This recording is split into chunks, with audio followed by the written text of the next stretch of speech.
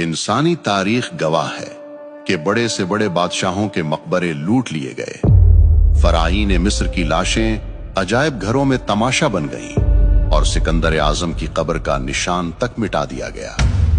دنیا کے ہر خزانے اور ہر تخت کو زوال آیا، لیکن 1400 سال سے روئے زمین پر ایک مقام ایسا ہے جس کی حفاظت کے لیے زمین اور آسمان خود ڈھال بن جاتے ہیں۔ یہ مدینہ منورہ ہے اور یہ روضہ رسول ہے، لیکن تاریخ کے سینے میں 1164 عیسوی 1164 AD کی وہ رات آج بھی کانٹے کی طرح چبھتی ہے، جب زمین کے نیچے ایک ایسی ناپاک سازش رچائی جا رہی تھی جس سے عرش بھی کانپ اٹھا تھا۔ ایک سرنگ جو کسی ہیرے جواہرات کی تلاش میں نہیں تھی، بلکہ وہ سرنگ کائنات کے سب سے مقدس جسم وجود اطہر صلی اللہ علیہ وسلم تک پہنچنے کے لیے کھودی جا رہی تھی۔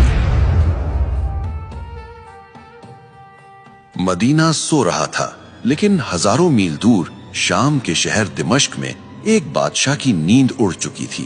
یہ سلطان نور الدین زنگی تھے، عالم اسلام کے وہ حکمران جن کی ہیبت سے صلیبی بھی کانپتے تھے۔ لیکن اس رات سلطان اپنے بستر پر پسینے میں شرابور ہو کر اٹھ بیٹھے۔ انہوں نے خواب میں دیکھا کہ سرکار دو جہاں صلی اللہ علیہ وسلم خود تشریف لائے ہیں، مگر منظر دل دہلا دینے والا تھا۔ رسول اللہ صلی اللہ علیہ وسلم دو شخصوں کی طرف اشارہ کر رہے ہیں جن کے چہرے سرخ اور آنکھیں نیلی تھیں، اور زبان رسالت سے یہ الفاظ نکل رہے تھے: محمود، مجھے ان کتوں سے بچاؤ۔ سلطان زنگی چیخ مار کر اٹھ بیٹھے۔ جسم کانپ رہا تھا، آنکھوں سے آنسو جاری تھے۔ وہ سمجھ نہیں پا رہے تھے کہ اس خواب کا کیا مطلب ہے۔ نبی صلی اللہ علیہ وسلم کو کس سے خطرہ ہو سکتا ہے؟ سلطان نے وضو کیا، نفل پڑھے اور دوبارہ لیٹ گئے، مگر خواب پھر آیا۔ وہی دو چہرے، وہی پکار، مجھے بچاؤ۔ 3 بار ایسا ہوا۔ اب سلطان کے لیے دمشق میں ایک لمحہ رکنا بھی ناممکن ہو گیا۔ رات کے آخری پہر انہوں نے اپنے وزیر جمال الدین موصلی کو طلب کیا۔